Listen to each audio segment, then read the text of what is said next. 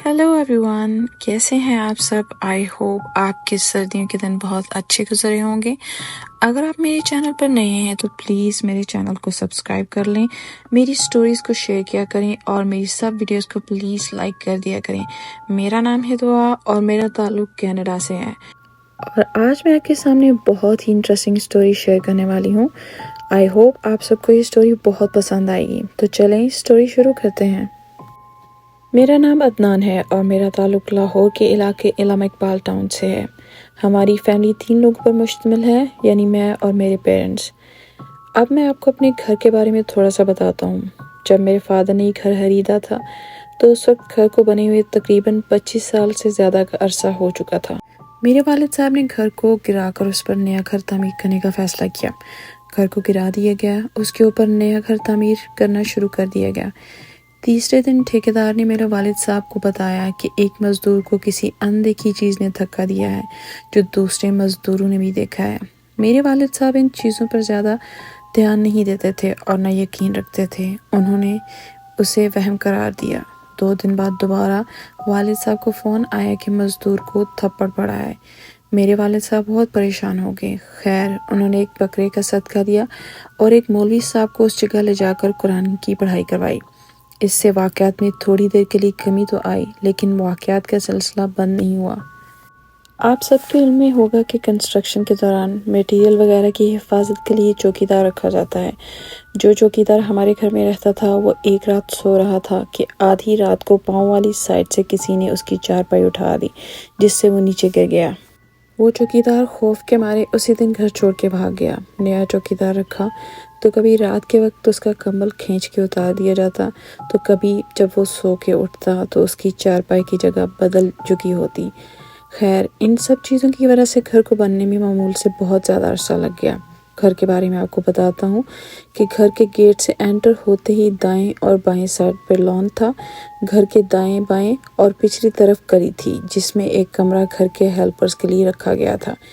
घर मुकम्मल होने के पर 2 बकरों का सदका दिया गया और कुरान ख्वानी करवाई गई। घर के निचले पोर्शन में ड्राइंग रूम के अलावा 4 कमरे और ऊपर वाले पोर्शन में 5 कमरे थे।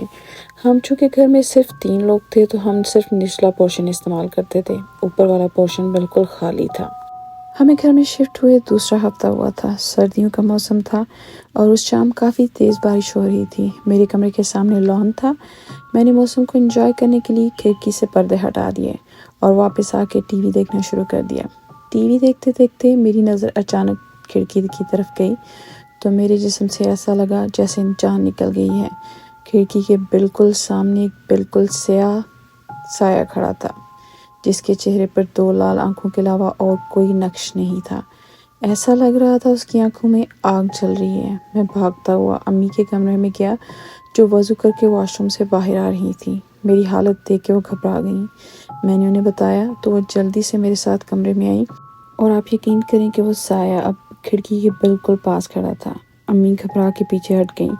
इतनी देर में मगरिब की अज़ानें होना शुरू हो गई। अम्मी ने दोबारा से कमरे में झांक के देखा तो वो साया अब गायब हो चुका था। अम्मी ने जल्दी से पर्दे बंद किए और नमाज के बाद कुरान की तिलावत लगा दी। कुछ दिन बाद एक रात मेरे अम्मी अबू गहरी नींद में थे कि उनकी खिड़की पर किसी ने ज़ोर से दस्तक दी, तो वो दोनों के घबरा के उठ गए। मेरे वालिद साहब ने ऊंची आवाज़ में पूछा, कौन है? लेकिन कोई जवाब नहीं आया। 1 मिनट बाद दोबारा दस्तक शुरू हुई और ऐसी हुई कि ऊंची और तेज़ तर होती गई। अम्मी ने जल्दी से अपने कानों पर दोनों हाथ रख लिए। वालिद साहब ने ऊंची आवाज़ में आयतल कुर्सी पढ़ना शुरू कर दी, जिसकी वजह से थोड़ी देर बाद वो दस्तक बंद हो गई। मेरे अम्मी अबू बहुत खौफज़दा हो चुके थे। हमने घर के हेल्प के लिए एक कपल को रखा हुआ था, जो घर के पीछे वाली गली में कमरे में रहते थे। वो भी सुबह डरे हुए आए और बताया कि रात दरवाजे पर कोई खड़ा दस्तक देता रहा है। यह मैं आपको ये बताता चलूँ कि ये दोनों मियाँ बीवी बहुत अरसे से हमारे साथ थे। अमीन ने कहा कि वो अपना सामान वहीं कमरे में रहने दें, लेकिन रात को सोने के लिए ऊपर वाले कमरे में सो जाया करें। दूसरा वाक़या जो मेरे साथ पेश आया वो बहुत खौफनाक था। मेरे अम्मी अब्बू एक करीबी अजीज़ की शादी अटेंड करने इस्लामाबाद गए हुए थे। पीछे मैं और वो दोनों मियाँ बीवी थे। दिन के तकरीबन 11 बजे वो आदमी मेरे पास आया اور اس نے مجھے بتایا کہ اس کی کزن کی ایک ایکسیڈنٹ میں ڈیتھ ہو گئی ہے، اس لیے اسے فوراً اپنی بیوی کے ساتھ گاؤں کے لیے نکلنا ہوگا۔ انہوں نے بتایا کہ انہیں واپس آنے میں 3 دن لگ جائیں گے۔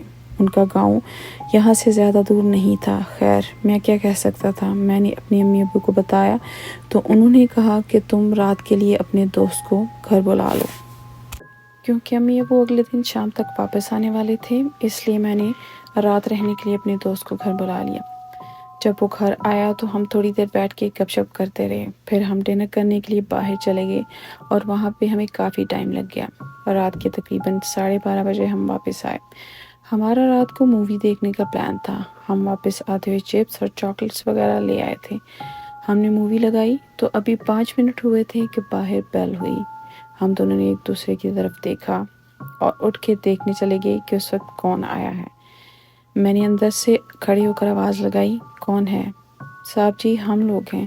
باہر سے میرے گھر میں جو میاں بیوی رہتے تھے اس بندے کی آواز آئی۔ میں نے دروازہ کھولا تو حیرانی سے پوچھا کہ تم لوگ تو 3 دن کے بعد واپس آنے والے تھے۔ تو اس نے جواب دیا کہ ہم نے سوچا آپ گھر اکیلے ہیں تو ہم واپس آ گئے، کل جب بیگم صاحبہ اور صاحب واپس آئیں گے تو ہم دوبارہ گاؤں چلے جائیں گے۔ میں نے کہا چلو ٹھیک ہے۔ وہ دونوں سیدھے اوپر والے پورشن میں چلے گئے۔ ہم دوبارہ مووی دیکھنے لگ گئے۔ تقریباً آدھے گھنٹے بعد ہم نے مووی کو پاز کیا اور میں چائے بنانے کچن میں آ گیا۔ میں نے چائے کا پانی رکھا تو میرا دوست گھبرایا ہوا میرے پاس آیا کہ کھڑکی پر کسی نے دستک دی ہے۔ تو میں نے اسے تسلی دی کہ میں نے تمہیں بتایا تو تھا کہ اس گھر میں ایسے چھوٹے موٹے واقعات ہوتے رہتے ہیں۔ تو وہ وہیں میرے پاس کچن میں کھڑا ہو گیا اور چائے بننے کا انتظار کرنے لگا۔ ہم دونوں وہیں کھڑے بات کر رہے تھے کہ اتنے میں انٹرنس ڈور پر دستک ہوئی۔ ہم دونوں ڈر گئے۔ دروازے کو کوئی فل فورس کے ساتھ دھکیل رہا تھا اور اس کو کھولنے کی کوشش کر رہا تھا۔ میں نے اپنے نوکر کو آوازیں دیں لیکن وہ نیچے نہیں آیا۔ ایسے لگ رہا تھا کوئی دروازہ توڑ دے گا۔ میرے دوست نے جلدی سے اپنا فون جیب سے نکالا اور بولا کہ یہ لو، نوکر کو کال کرو۔ میں نے اپنے نوکر کو کال کی تو دوسری طرف سے اس کی سوئی ہوئی آواز آئی۔ میں نے اس سے کہا جلدی سے نیچے آؤ۔ صاحب آپ کیسی باتیں کر رہے ہیں؟ اس نے جواب دیا۔ صاحب ہم آپ کے سامنے تو گاؤں آئے تھے۔ فون سپیکر پہ تھا۔ صاحب آپ ٹھیک تو ہیں؟ اس کی مسلسل بولنے کی آواز آ رہی تھی اور ہم دونوں صرف ایک دوسرے کی طرف دیکھ رہے تھے۔ میرے دوست نے گھبرائی ہوئی آواز میں کہا کہ یار اگر یہ دونوں گاؤں ہیں تو وہ اوپر 2 لوگ جو گئے ہیں وہ کون ہیں؟ میرے دوست کے کہنے کی دیر تھی کہ ہمیں ایسا لگا کہ سیڑھیوں سے بھاری قدموں سے بھاگتا ہوا کوئی نیچے آ رہا ہے۔ ہم دونوں نے فوراً سے کمرے کی طرف دوڑ لگا دی اور کمرہ لاک کر لیا۔ ہمیں ایسے لگا جیسے کوئی چیز زور سے آ کر دروازے سے ٹکرائی ہے۔ ہم نے جلدی سے دروازے کے آگے صوفہ رکھ دیا۔ ہم دونوں کی حالت ایسے تھی جیسا جسم میں جان ہی نہ ہو۔ ہم دروازے سے دور ہٹ کے کھڑے ہو گئے اور سننے لگے۔ باہر سے آواز آئی، صاحب آپ اپنی چائے باہر ہی بھول گئے ہیں، کیا ہوا صاحب؟ یہ کہہ کر اس چیز نے زور زور سے ہنسنا شروع کر دیا اور اس کے ہنسنے کی آواز اتنی خوفناک تھی کہ میرا دوست وہیں پر بے ہوش ہو گیا۔ میں نے جلدی سے اونچی آواز میں تلاوت لگا دی۔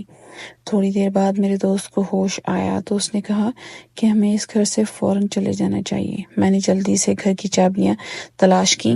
میرے دوست نے جلدی سے اپنی گاڑی کی چابی اٹھائی اور ہم نے دروازہ کھولتے ساتھ ہی دوڑ لگا دی۔ جلدی سے گیٹ کھولا، گاڑی میں بیٹھے اور گاڑی باہر لگا لی۔ ہم دونوں جب گیٹ بند کرنے آئے تو بالکنی پہ وہی جلتی ہوئی آنکھوں والا سایہ کھڑا تھا۔ ہم نے گاڑی سٹارٹ کی اور فل سپیڈ میں وہاں سے نکال دی۔ اس کا گھر میرے گھر سے 15 منٹ دور تھا۔ ہم دونوں اتنا ڈر چکے تھے کہ ہم نے پورا راستہ ایک دوسرے سے ایک بھی بات نہیں کی۔ ہم دونوں کی حالت بہت خراب تھی۔ صبح تک ہم دونوں کو تیز بخار ہو گیا۔ اگلے دن جب میرے امی ابو واپس آئے تو ہم دونوں تب تک واپس پہنچ چکے تھے۔ ہم نے انہیں پورا واقعہ بتایا تو وہ سخت پریشان ہو گئے۔